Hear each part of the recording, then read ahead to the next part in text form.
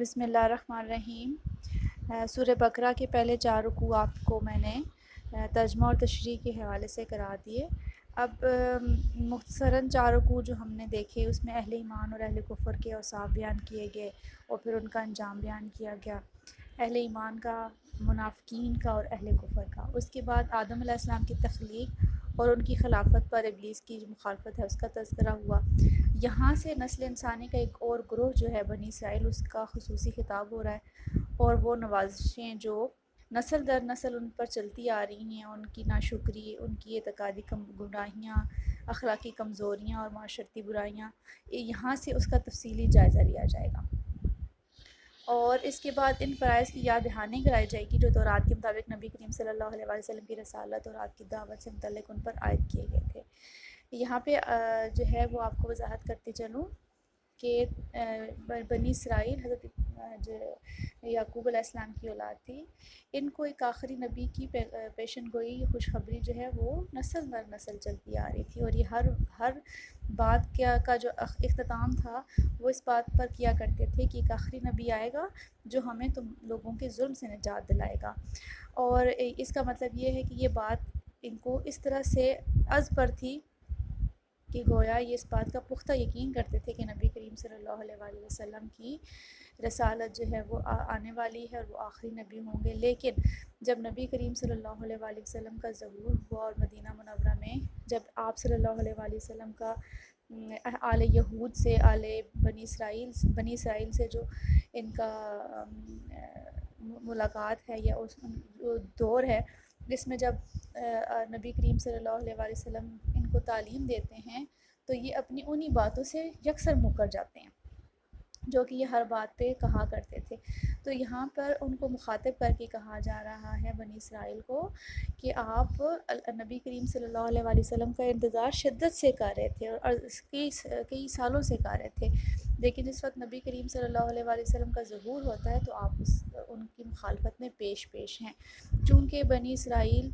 آل یہود مدینہ منورہ میں ایک ایسا گروہ تھا جو کہ منافقین، جو اعتقادی منافقین تھے، وہ لوگ بھی اس میں شامل تھے، اور یہودی لوگ بھی اس میں شامل تھے جو نبی کریم صلی اللہ علیہ وسلم کی مخالفت میں بڑھ چڑھ کر حصہ لیتے تھے۔ تو یہاں پر ان کو مخاطب کر کے کہا جا رہا ہے کہ یہ باتیں آپ کے جو وعدے اور قول اور قرار تھے اس سے بالکل مختلف ہیں، اس سے بالکل یکسر مخالف ہیں، لہٰذا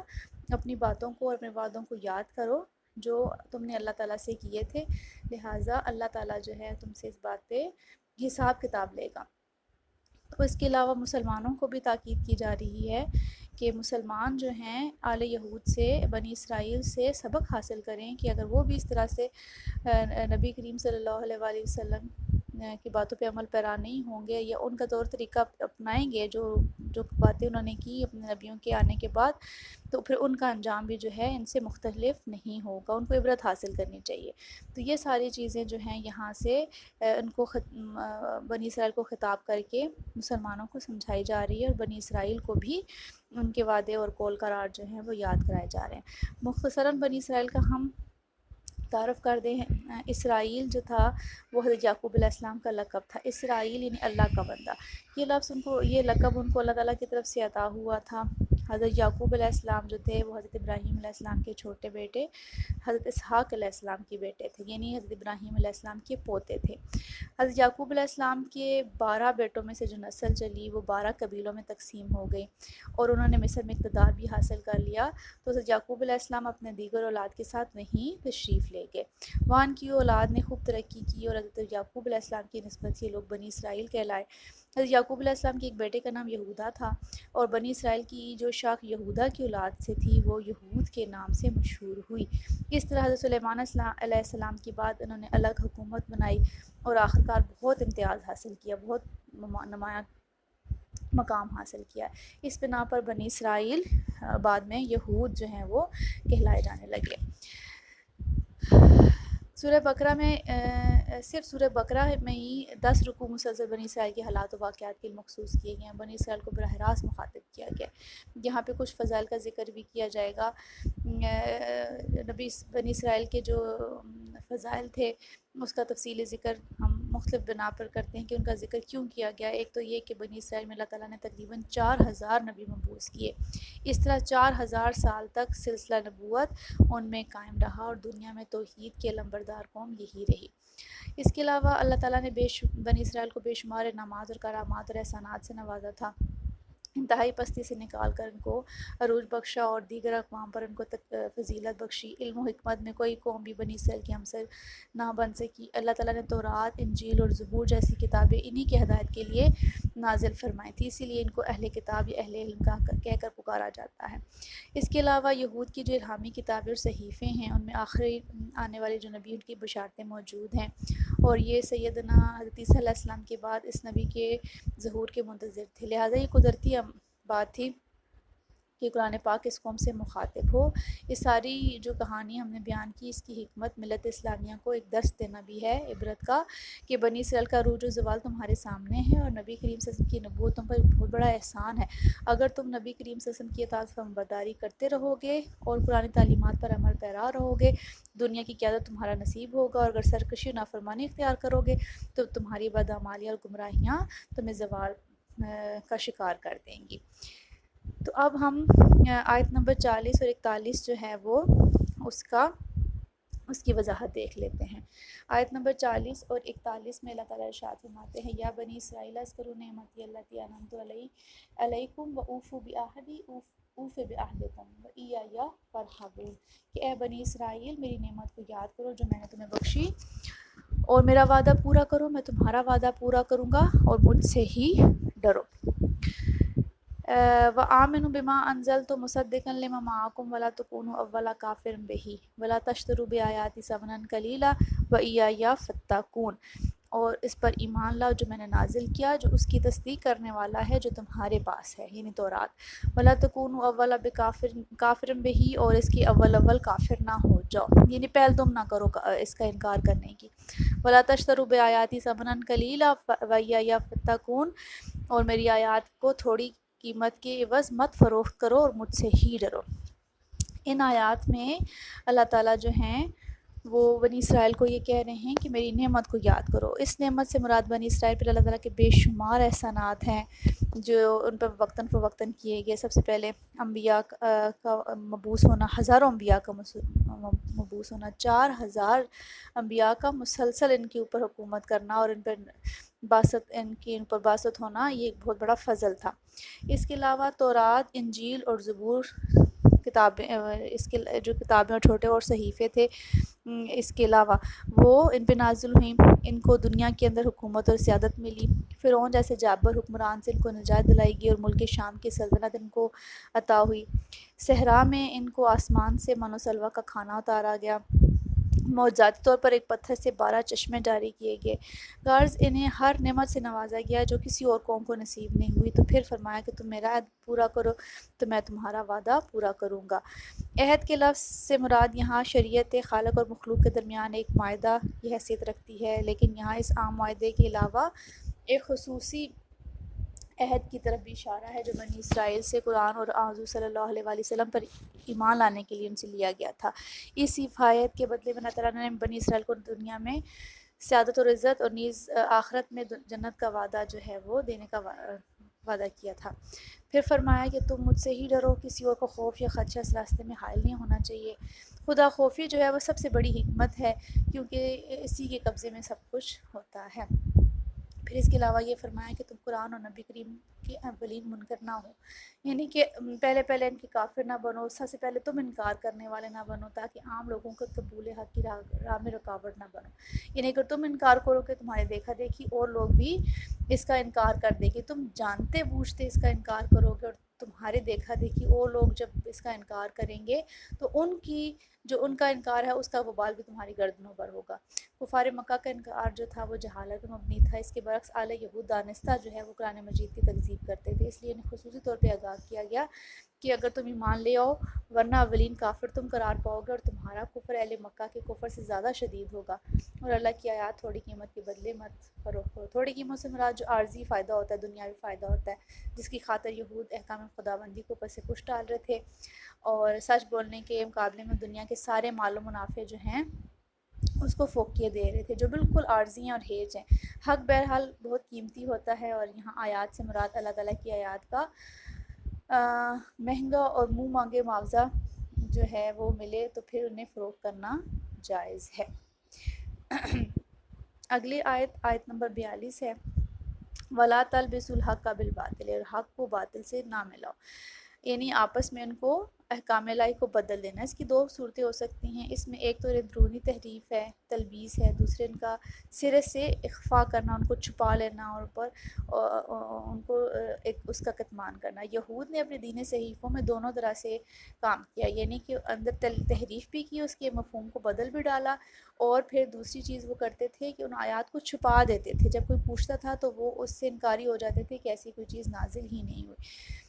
تو یہ دونوں کام انہوں نے کیے تھے۔ یہ جو ارشاد اس طرح سے ہوا کہ حق کو باطل کے ساتھ نہ ملاؤ، اس کا مطلب یہ ہے کہ اپنے ذاتی خیالات اور اللہ تعالیٰ کے نازل کردہ سچے احکام کو آپس میں خلط ملط کر کے پیش نہ کرو، کیونکہ دین میں آمیزش کرنا ناقابل معافی جرم اور قابل مذمت حرکت ہے۔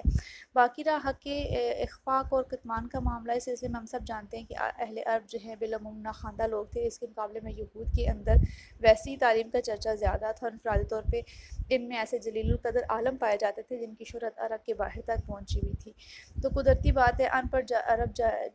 علماء جو ہیں عرب اور علماء یہود سے جا کر جب پوچھتے تھے تو یہ صاحب جو ہمارے اندر نبوت کا دعویٰ لے کے اٹھے ہیں، ان کے متعلق، ان کی تعلیم کے متعلق آپ کی کیا رائے ہے؟ تو یہ لوگ جان بوجھ کر لوگوں کو صحیح بات نہیں بتاتے تھے، بلکہ ہمیشہ حق پر باطل کے پردے ڈالتے رہے اور دبانے کی کوشش میں مصروف رہے۔ تو یہ ہے ان کا حق کو باطل کے ساتھ ملانا۔ آیت نمبر 43، وَأَقِیمُوا الصَّلَاةَ، اور نماز قائم کرو۔ اس سے پہلے بنی اسرائیل کی 3 جو بیماریاں تھیں، اللہ تعالیٰ کی نعمتوں کو ٹھکرانا، انکار کرنا، اور اللہ کے وعدے کو توڑنا، نقض عہد الہی، اور خدا خوفی کا ذکر، یعنی کہ اللہ سے جو ڈرنا ہے اس کا ذکر کیا گیا۔ اب اس میں اس کا علاج بتایا گیا کہ یہ تینوں بیماریاں جو آپ کی ہیں، اس کا علاج نماز کے ذریعے جو کیا جا سکتا ہے۔ دین اسلام کے بعد بنی اسرائیل کو ارکان اسلام کی پابندی کی تاکید کی جا رہی ہے۔ ارکان اسلام میں نماز اور زکوٰۃ کا حکم ملتا ہے۔ بدنی عبادات میں نماز جو ہے وہ اولین ترین فرض ہے، عبادت ہے، جبکہ مالی عبادتوں میں زکوٰۃ افضل ترین ہے۔ نماز اور زکوٰۃ کا خصوصی ذکر اس لیے کیا گیا کہ نماز جو ہے وہ دنیا داری کی جو چاہت ہوتی ہے اس کے لیے بہت مفید ہے۔ نماز ان تمام بھلائیوں اور نیکیوں کا سرچشمہ ہے جو حقوق الہی سے متعلق ہیں۔ ہر شریعت میں نماز و زکوٰۃ کو بنیادی اہمیت جو ہے وہ حاصل رہی ہے۔ رکوع کرنے والوں کے ساتھ رکوع کا حکم، یعنی باجماعت نماز جو ہے وہ غرور کا خاتمہ کرتا ہے اور اخوت و مساوات کا عملی درس دیتا ہے، ملتا ہے اس سے، اور دین اسلام سے قبل کسی اور دین میں باجماعت نماز کا حکم نہیں ملتا، اور اس لیے یہاں پر اقیموا الصلاۃ کا اور رکوع کرنے والوں کے ساتھ رکوع کرنے کا حکم ملتا ہے۔ اس کے علاوہ آیت نمبر 44 میں یہ کہا گیا، اتامرون الناس، کیا تم لوگوں کو حکم دیتے ہو بالبر وتنسون انفسکم، اور تم جو ہے وہ لوگوں کو نیکی کا حکم دیتے ہو اور اپنے آپ کو بھول جاتے ہو، وانتم تتلون الکتاب افلا تعقلون، حالانکہ تم خود پڑھنے والے ہو، کتاب کے